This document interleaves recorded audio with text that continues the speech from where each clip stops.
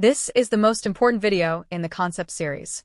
Once you understand the ReAct loop, you understand the heartbeat of every agent ever built. ReAct stands for reasoning and acting. Here's how it works. Step 1. The agent receives a task. Step 2. It reasons. What do I need to do? What information do I have? What am I missing? Step 3. It acts. It either calls a tool or outputs a response. Step 4. It observes. It reads the result of the tool call. Step 5. It goes back to step 2 and reasons again. This loop continues until the agent decides the task is done. That's it. That's every AI agent you've ever used. Let me make this concrete. You ask, what's the weather in Bangalore? Reasoning. I need current weather data. I don't have it. I should use a tool. Action. Calls weather API tool with Bangalore. Observation. Tool returns 28 degrees, partly cloudy. Reasoning. I have the answer now. I'll respond. Output.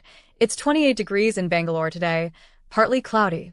LangGraph is literally a framework for building this loop with explicit nodes and edges.